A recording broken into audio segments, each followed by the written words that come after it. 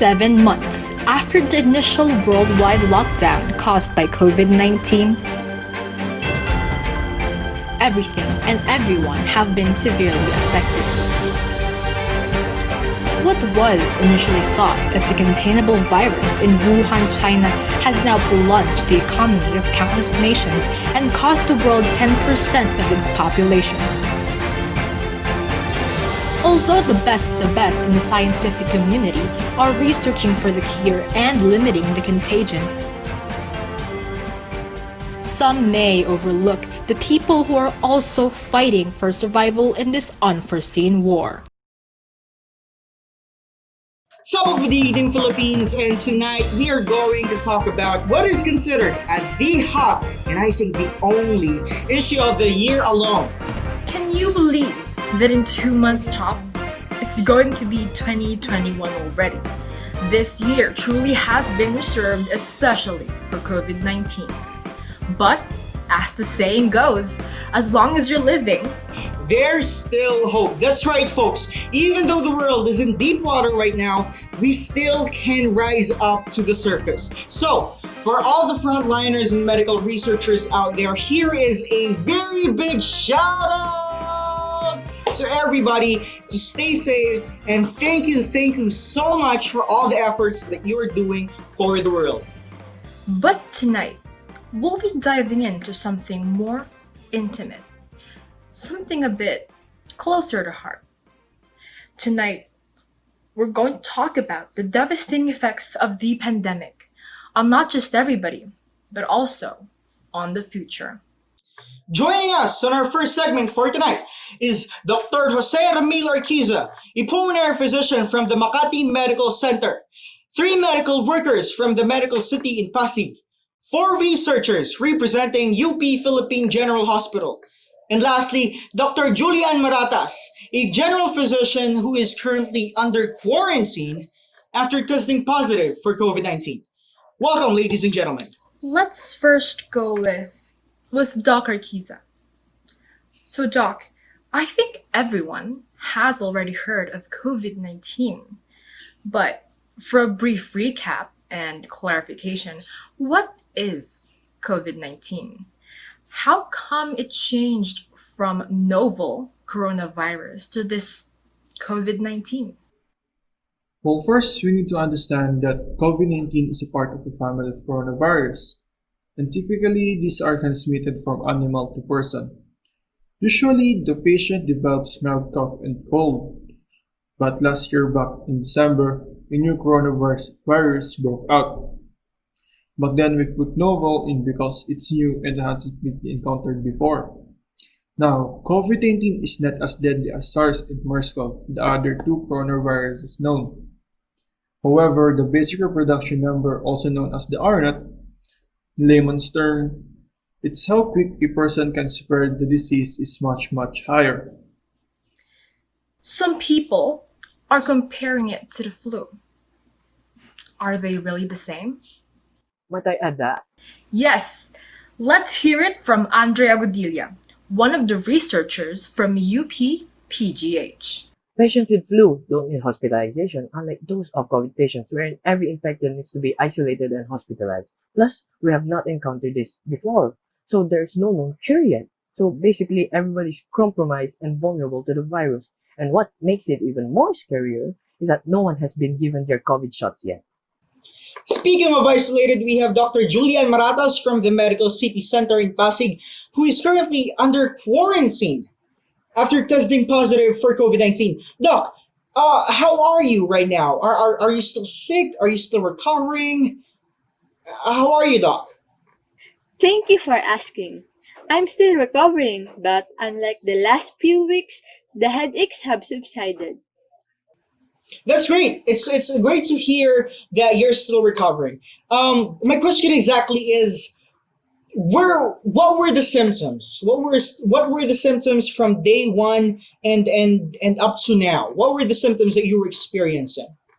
Well, day 1, it started with some chills, with sore throat, cough, and a terrible headache. And then, day 2, the headache subsided, but I did develop mild diarrhea, and the low-grade fever faded away. So the cough was still there though. The third day, I started to feel better, but to make sure it wasn't anything or what, I went and ultrasounded my lungs every day since day one. And I noticed that on day 4, there was definitely a big change on lung opacity, which means I just developed pneumonia. Doc, you are a physician, right? So, as everyone knows, doctors are hyper cautious. I mean, you guys wear double gloves, if I'm not mistaken. You change your personal protective equipment every now and then. You always wash your hands all the time. So, my question is this: how exactly did you get infected? Was it a communal spread or was it only on the hospital? One of my colleagues tested positive, like way before everyone else. And yes, of all the people, we are the ones that have the best understanding about the safety precautions. But sometimes, you need to risk your life to save another. Every bed in the isolation ward has specialized acrylic box on top of the patient, as to deflect bodily fluids away from nurses and doctors. But most often than not, we need to be swift and can't afford time setting up and adjusting the boxes, so we have no other choice but to do the operation without the box. Taking the risks is part of the job. We cannot agree more. We are joined by the head nurse of the medical city, Jeannell Licas, along with two of the nurses who facilitate the COVID testing laboratories in Pasig, nurses Rayne Veloso and Shane Sales. Before anything else, how are you gals? We're still alive and kicking. We were just a bit busy because we have been assigned as the main hospital that will accept COVID patients. So basically, we're currently an infectious disease hospital. So basically, every ward is exclusively for COVID treatment, and even ICU is extended to the ER just to accommodate the increasing number of patients. And it's threatening to be sure, but As said by Dr. Maratas, it is part of. We knew what would happen once we take the oath. It's just hard because we're like literally living inside the hospital. We can't risk going home to our families because there's still a chance that they might get infected. and the fact that we are still blindfolded from the full potential of the enemy that we're fighting is straight up of the hardest things ever. Can you give us an idea on how frontliners like you guys take care of COVID-19 patients? Well, it's the same as taking care of patients with other known illnesses, but the difference at the moment is that we need to double our protection. We need to wear our normal gear and then another two gears so we can assure our protection. And also, we're required to wear our two gloves, just like I said earlier. We need to be careful when putting on the equipment because we might transfer some of the virus to inanimate objects. But one thing that is riskier than interacting with the patient is whenever we're gathering the specimen for the lab. That is when we are directly in contact with a person which we can immediately determine whether they're infected or not. One wrong move in transporting and gathering the specimen means the automatic risk of getting infected. Some might think that it is a suicide mission, but I still save the patient with or without the risk. I agree with everything they said, but pains me to the core knowing that I can ease the workload of my colleagues because I am part of the ones that they're caring for. As a physician, I'm supposed to be on the front lines with them, but I need to be isolated to keep them safe. The worst part is I can't even see my family amidst the isolation. It can feel lonesome most of the time. It's for your own good too, Doc. I mean, these past few weeks might be lonesome, but it doesn't mean that you can't help the other frontliners. By recovering and isolating yourself, you are already breaking the cycle of transmission. Speaking of family, how is How is everybody's family doing? What do they say about your current situations?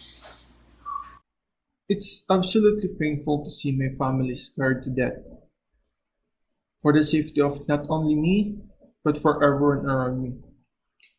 On the spare times that we get a 5 minutes break, my mom will call me and urge me to offer a resignation letter. You know, sometimes it's hard not to consider their suggestion. But as Nurse Rayne said, I'd still have I'd still save the patient with or without risk. This pandemic has truly inflicted some serious mental, physical, and emotional strains on everybody. And I just want to ask you guys, what are the other sources of strengths that you stand by in order for you to get through every second? It may have put a strain on everyone's overall health, but personally, it hasn't affected me in spiritually. I saw this pandemic as an opportunity to be closer with God. I don't want to get religious here, but it really did make me realize that maybe I need to talk to Him at least sometimes, and the cure is just in arm's reach. Speaking of the cure, we still haven't forgotten the very important research being conducted at the UP Philippine General Hospital. Joining us from UP-PGH, please give it up for Angelo Garcia, Val Ariate, Andre Agudilla, and Aisha Dimayacyac. Welcome to the show. Welcome to the show. Welcome, welcome. We are pleased to represent the researchers of UP-PGH. What was your research all about at PGH? Can you elaborate for us? The main focus of the study was to determine the best practices in limiting the contagion of the virus. Not only that, but also determining whether the current methods are of 100% efficiency. Turns out, the better practice of detecting an infected is not through determining whether he or she have made the substance that may have triggered the defense mechanism of the body, but instead of detecting whether the body has been triggered, we also found out that using rapid antibody tests and routine mass testing is ineffective and time consumable. Well, we figured that rapid antibody testing results to 80% of potential missed cases, which is obviously not good if you're trying to figure out who's infected as soon as possible. Same goes with the routine mass testing. Processing the first cycle takes about 4 weeks, and that's the only fastest time record we have. Okay, Doc, if I'm getting this correctly, the study that you're conducting is about minimizing the contagion and reducing the processing speed of the tests by removing the methodologies that are proven ineffective. Am I getting it right, Doc? Exactly. But what about the cure? Are there any ongoing research on UP-PGH for the cure? There is. As regulated by the Food and Drug Administration with the financial aid of the Department of Science and Technology, we start doing what's called convalescent plasma, wherein the blood of a person who successfully fought COVID will be studied and will be mass manufactured as either a transplant or a drug if proven useful. It's currently on the works, and although it is not quite on the arm's reach just yet, it can still be considered as within reach. In your approximation, how long will COVID last? Will there be a cure ready before, everyone gets infected? Well, we all know that COVID-19 can still last for many months. But in our approximation, if the FDA approves the testing and if the Solidarity clinical trial test is a success, then we could develop a vaccine by the end of the year.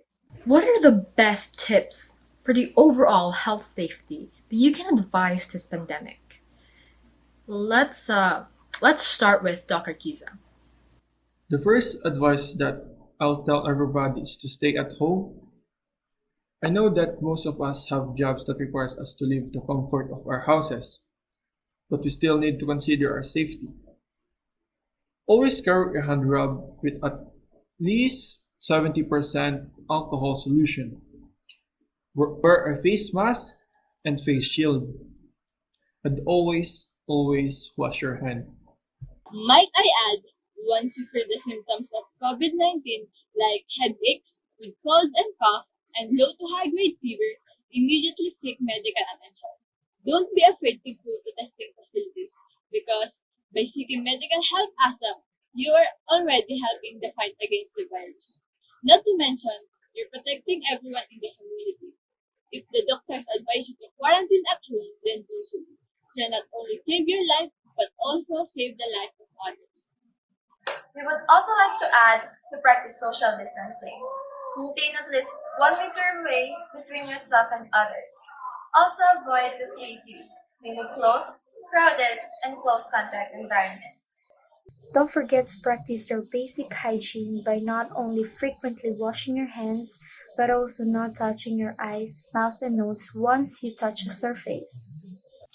Lastly, always keep up to date with the news from the legitimate source like World Health Organization and the Department of Health. Alrighty, thank you for joining us tonight. May everyone be safe and Godspeed.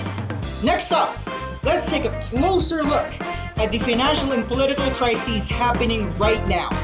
How are the people handling the financial crises? How are the LGUs containing the virus? All of that and more, only here, Another Perspective.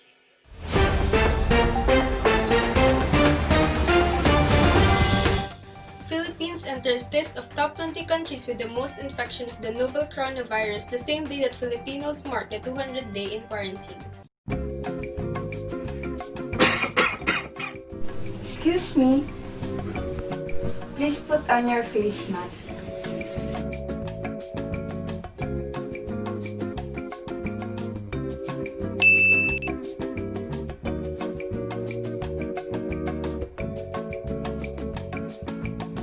Hey Amon, are you done in our module? No, not yet. Why? Do you want to do our module at my house? It would be much easier. Did you know that as much as possible we should not make physical contact with others? We should avoid going to each other's places until the pandemic ends for our safety. Savior! What took you so long? You know that minors are not allowed outside. Get back in!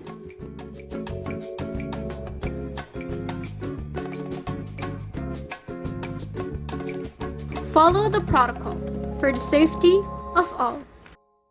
Over the course of 7 months, there's no doubt in mind that the COVID-19 pandemic has dramatically impacted not only the livelihood of businesses, but also the people's own way of living. And while we talked about the scientific and medical side of this god-forsaken pandemic, let's dial it back a scale. Let's reconnect with the ones that are affected the most. The ones who had to transition from wet markets up to online selling. The ones who now have limited passengers every single day. Welcome to the show, Ms. Ashley Giyang and Joan Kalinisan from Pasig Mega Market, along with Mr. Ronel Jordan from the Federation of Jeepney Operators and Drivers Alliance of the Philippines. And of course, we're also going to take a look at the complete side of the spectrum, the ones who are governing the community. Hailing from Bacolod City, please welcome Mayor Patrick Uwabel. Welcome. Nice to see you. Now, let's dive in head first, Mayor. Any updates in Bacolod City? Being the city that has the most number of cases in Western Visayas, what were the preventive measures that you employ? I would like to thank President Duterte and Mayor Bongo for the very quick response for our bill of assistance. And yes, we did reach 3,700 cases as of October 10, but we have organized in virtue of recommendation an emergency operation center which was modeled on what they did on Cebu. This really boosted our optimism since it was already proven effective. Cebu was dealing 350 cases daily And now, they're only dealing in single digits. So I hope that Bacolod will have the same success story. Were there any other additional plans aside from that, or is it really just what happened in Cebu? One focuses, which we are very serious. It is the matter of contact tracing. And yes, we already have the numbers of what's required. However, admittedly, we still have to train many of the frontliners, so we have organized seminars led by various medical professionals because we feel this is a key factor in containing the virus in Bacolod City. We have already identified the areas so that we can get ahead of the virus. I really do appreciate the efforts made by the mayor during this pandemic. Our mayor provided 400,000 food packs on our neighborhood, not to mention sanitized the public schools even before there was any pandemic. We buy in mobile palengke by our mayor. It was a big help in getting food and supplies and water. We are thankful for giving us 5,000 pesos in money support. Speaking of financial support, we jeepney operators are compensated with money so as to help with the ongoing financial crisis. We receive 3,000 pesos each, but even with the support from the LGU, we can maintain proper salary from being a jeepney operator because the majority of the PUJS are decommissioned because of the new Egypts that will release. We would honestly have a fishing pole rather than a fish. How is that? Well, let's consider this. Let's think about this for a moment. Sure, they're giving us financial support, but they can't always rely on only giving us money. They can't always do that. We still need to make money by our own work. Some of us still have our jeeps, but even if we use them, some roads will be closed, and will only lessen our passenger more and more. Sometimes we can't help to think that maybe the LGU is doing all this good work, while constantly stopping us to seamlessly do our jobs so that they can have the good image that they want. We don't want that. As an operator, we feel discriminated. They want to help us, but they're not really helping us. We can go back to the normal flow of income, but we need our jobs. Mayor, what can you say about this issue?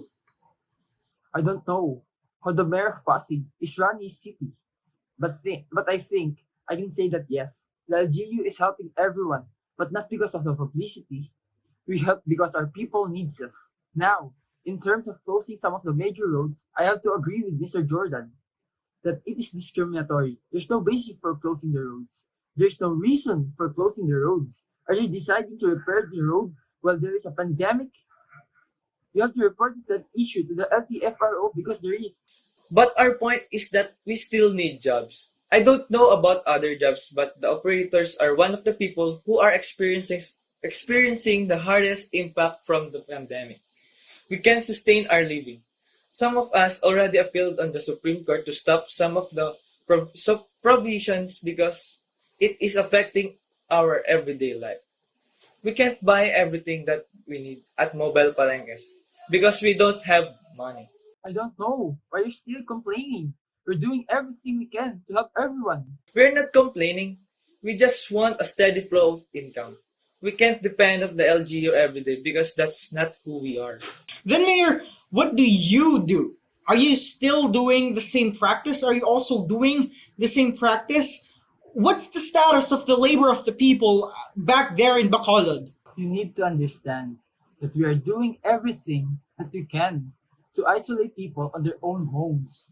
We can't afford another inflation on the curve because we're trying to minimize. So they are stopping us from doing our jobs? No, what I meant was... You are always outside, Mayor, doing your job as a mayor. Then we can do our job as sellers. Or as operators? Before the pandemic, I had a stall on Pasig Mega Market, but sadly got forced out because they are limiting the stalls so that they can be the social distancing.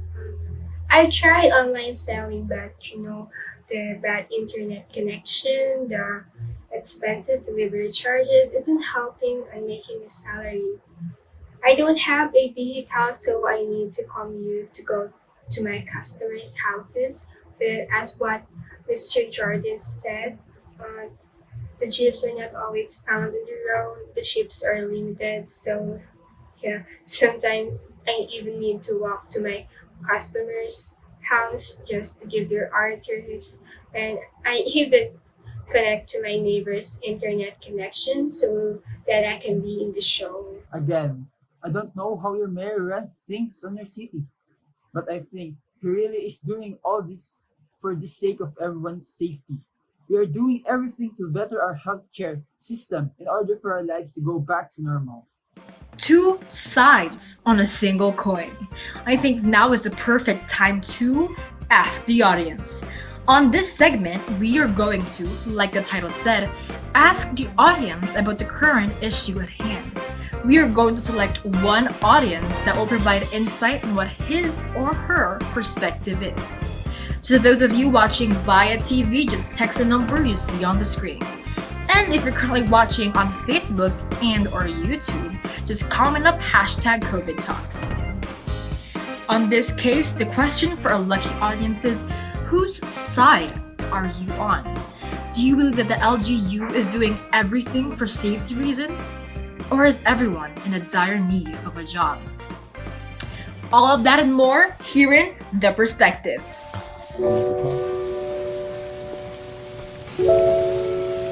Sakit ang ulo at lagnat. Bakit bisa ang hanap? Hanap ko, galing at alaga. Hanap ko, alagang by Jeffy. Trusted quality healthcare. Unilab yan. You're still watching The Perspective. As said before the break, we are going to pick a single audience and ask him or her on what his or her side is on the situation at hand. Sharing her perspective tonight, let us all welcome Ms. Chembi Uwaga. Welcome to the show. How are you? Thank you. I'm good, still kicking. Great. That's great. Now, let's clarify to the audience the basics. What was your job back in Kuwait? What happened? I was an English teacher back in Kuwait. I was supposed to come back from New Year's leave somewhere between March 10 and March 14. Then it was announced while I was on the airport that Kuwait is now going full lockdown. My boss had no choice but to cut me off 2 weeks later. And for the 2 weeks, it was just, full of anxiety, not knowing what will happen next. What did happen next? Since I'm already a teacher, I thought that finding a job here won't be that hard. But then, the pandemic in the Philippines struck and it was hard. I really think that everyone needs a job, especially now. I know people still need to stay at home, but for those like me, who has more than 2 mouths to feed, a job would really help a lot. I've hunted every job possible, but it seems like everyone is limiting their employees. I'm really sorry for what happened. Thanks, but to be honest, I think that everyone needs a job. Safety is a factor, yes, but it doesn't prevent people from doing their jobs. You can still practice proper precautions at jobs. You can still work while being safe. Right? That's what I've been saying. But we still need to be thankful for the LGU, because without them, the pandemic will be much worse. Well, that was more than good enough. It really shifts the perspective. A while ago, we were talking about whether or not people still needed their jobs, despite the safety risks. But hey, shares your thoughts. Let's start with Mr. Jordan. I may not have said what I had in my mind, but Mr. Wabble did. That was basically my point. You can still work while being safe. Also, still want to say that as jeep operators don't deserve being discriminated. They can't close the roads just because, but overall, well said, Mr. Wabble. Thank you. Maybe we can get an LTFRB representative as our next guest so that, we can help other jeepney operators. But Miss Kalanisan and Miss Giang, what are your thoughts on this situation? I don't have anything to say, but it was good that we are heard of our problems. Same here. Thank you for joining us tonight, and may everyone be safe. Coming up, Now that classes from both public and private schools have started, was it really a good decision to start the school year despite the ongoing pandemic? Was maybe an academic freeze the best solution? Tune in later, only here at The Perspective.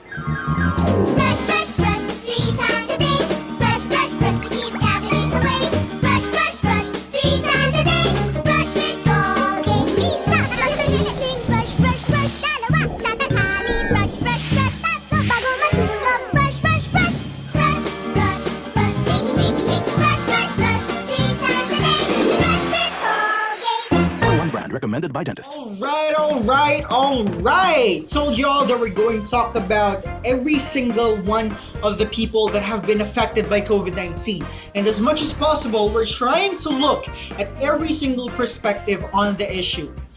And now that we know the scientific perspective and the perspective of those who are still striving with their own jobs, what about those who are still trying to figure out their own steps in their own life? What about those who are teaching the present for our future? Well, let's find out. Luckily for us tonight, we are joined by teachers and students all across the country. Welcome to the show, Ms. Claire Galvez, a public school teacher from Muntinlupa National High School. Mr. Joshua Ingles, a professor from University of the Philippines. Reed Rivera, J.Lo Martinez, Jeannell Suarez, D.K. Fernandez, and Daniel Ingles.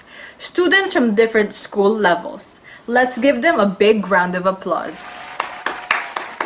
The call for academic freeze still goes on despite the opening of classes last October 5th. What's your stand regarding this? To be clear, we are not doing this because we hate studying or we're lazy. But given the situation, some of us can't handle it. Some aren't as privileged and some aren't fast learners. We want to learn, but not in this kind of way. I mean, I am privileged enough to own a laptop and a router, but I was not expecting it to be this hard.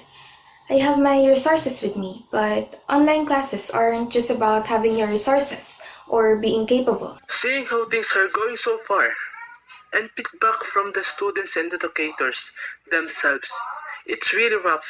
The worth of enrollment on both public and private schools are based on how many has access to technology. It's absolutely flawed. As a student with little to no resources, online education costs so much. Our parents aren't earning much, so how are we supposed to pay? We need to accept that there are problems or concerns that cannot be solved with online classes, unlike face-to-face learning.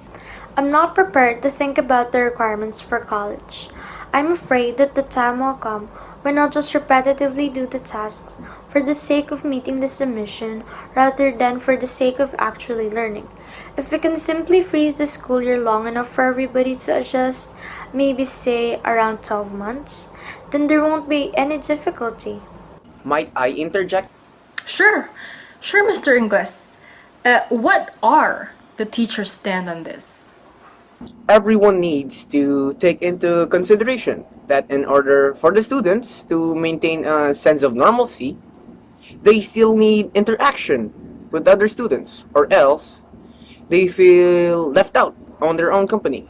And if, and this is a big if, an academic freeze was to happen, then there will be no interaction with other students. We have messenger and online games for the sole purpose of interaction, thank you very much. I mean, some of us can last for 2 months straight in staycation every summer. What's to say that we can't last thrice the times of that? Besides, the data consumption of Messenger and online games are lower compared to the data consumption of online classes. I'm not patronizing the overusage of Messenger or games. I'm just saying that students nowadays can easily get their own interaction by those means.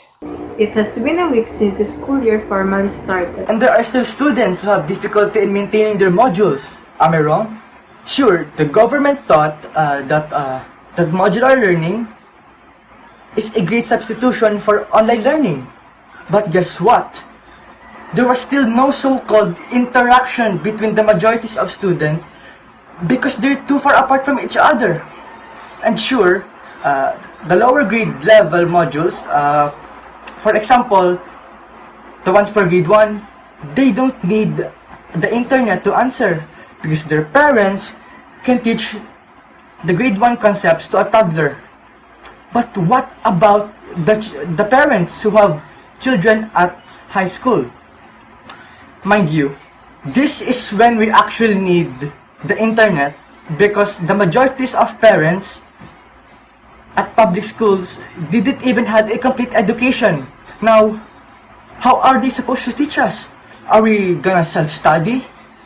Well, unfortunately for me and the others, I am not the smartest kid and actually need an actual explanation from somebody who knows the subject. We college students have free college tuitions.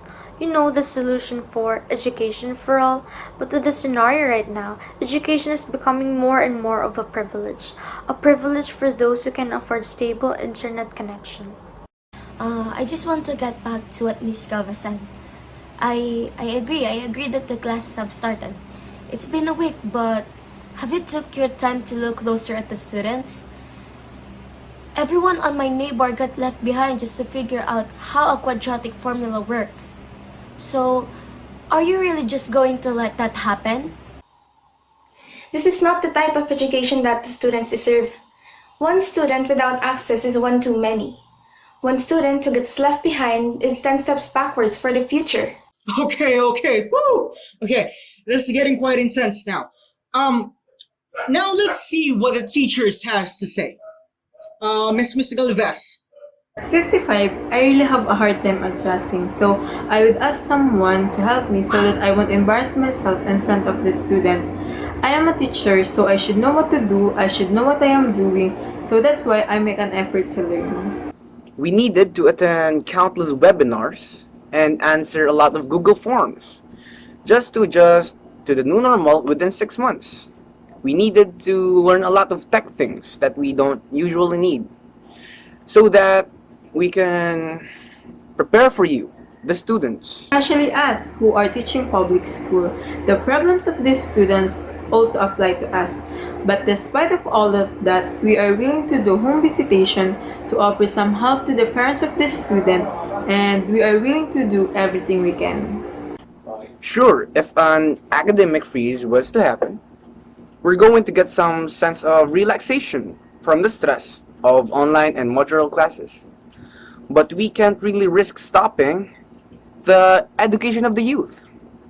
We need to find new ways for learning to continue. I believe that learning must continue as its basic human right. Especially the case right now, learning is most essential than ever. Trying to make it work is better than doing nothing. I think that education is a human right. It's our right since we were born. But because of these online classes and modular learning, it's starting to look like as a privilege. The majorities don't have access in the internet for online classes. The majority can't answer the modules because most of us don't have parents who can teach higher education level. Even they are having difficulties in learning the concepts. Let's think about the children, the kindergartners. Are you going to just let them experience the fun of school through what? The screens of their gadget? No one deserves this kind of education. We would rather do our best than doing nothing. And education, for a few, is not education at all. You need to realize that. Then, what are you proposing? Academic is rather than academic freeze. After hearing the side of the teachers, I realized that starting the school year at this moment is not the best solution, nor is an academic freeze.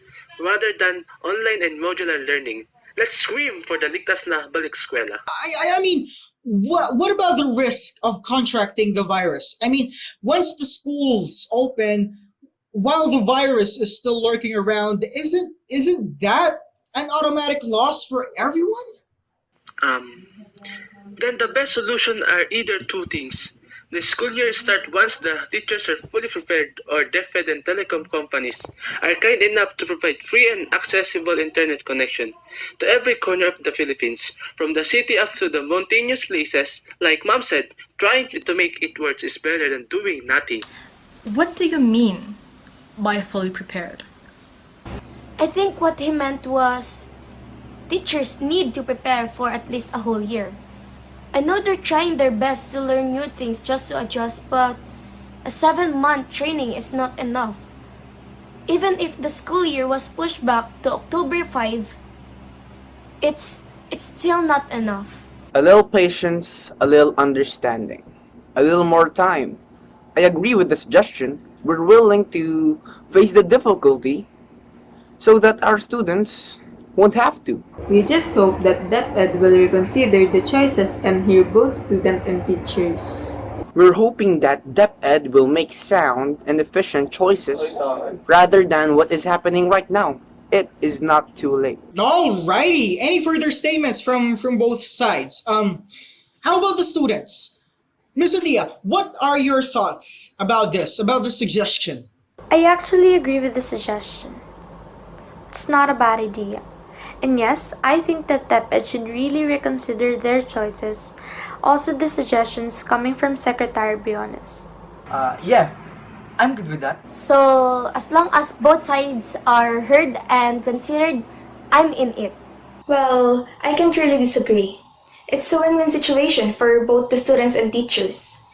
The teachers won't face much difficulty in distance teaching, while the students won't experience much difficulty in distance learning because there's free reliable internet. But it's still a big if. It's only a possibility. But every possibility needs to be considered. Indeed, it is a challenging school year ahead for students as well as teachers. Patience and understanding are needed as they brave the new normal. But wait, we're not done yet. We invited psychiatrist Dr. Alex Abelardo, MD from St. Luke's Medical Center, to provide much needed insights on how to stay mentally fit during this pandemic. How are you, Doc? Thank you for having me. I'm good. The stressors are compiling, but they're still manageable. It's common, Doc, to feel sad, worried, and paranoid. It's normal, right, Doc?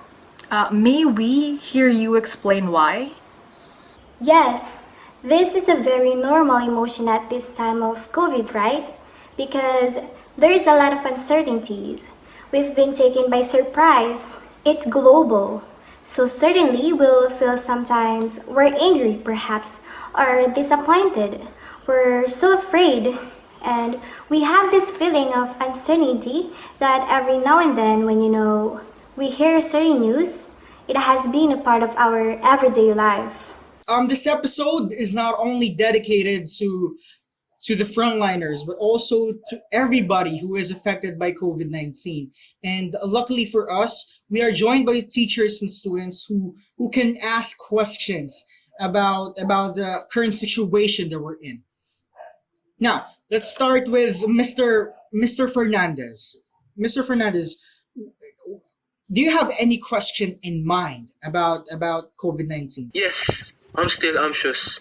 And all I can ask is that, can the pandemic increase the severity of the symptoms? And what can be the treatment options? When we look into anxiety, sometimes this is what we call imagined fear. Usually we talk about what is, what if. So we have to again reflect and tell ourselves these are what is. So we take things one at a time. Maybe I'm afraid now because, again, this is a virus. Something is happening and it causes a death and sickness. So what can I do now? So perhaps you can say, yes, I know. This is anxiety, but there are things that I can do. Maybe I can exercise, play a game. Maybe go back to the time when you were anxious and remember what did I do that has helped me. So again, there are things that maybe more or less we have done already, but because of the pandemic, it happened again.